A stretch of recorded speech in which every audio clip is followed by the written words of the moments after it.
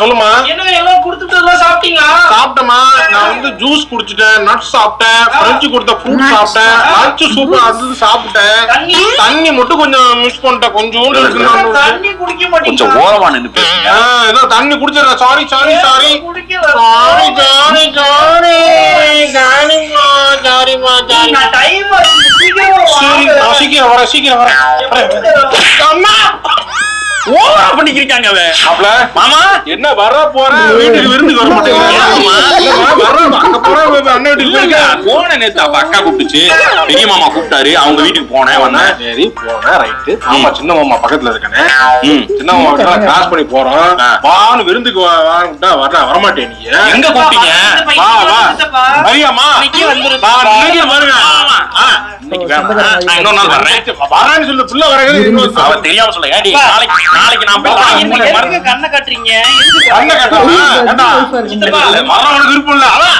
பணம் காசோட தான் சேருவீங்க. மாமா விக்ரமன் பட டயலாக் எல்லாம் பேசாத. இல்ல பணம் காசு தான் பணத்தோட சேரும். நான் வரலன்னு சொல்லவே இல்லையே. நான் வரல மாமா. அண்டை எடுத்து கொடுத்து வந்திருக்கேன் நானு.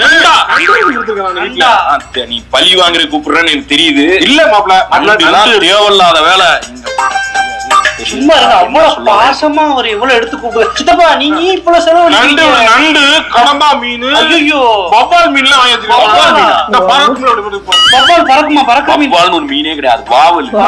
உண்மையிலே வவ்வால் பால புடிச்சு சமைச்சாலும் சமைச்சிருப்பாங்க.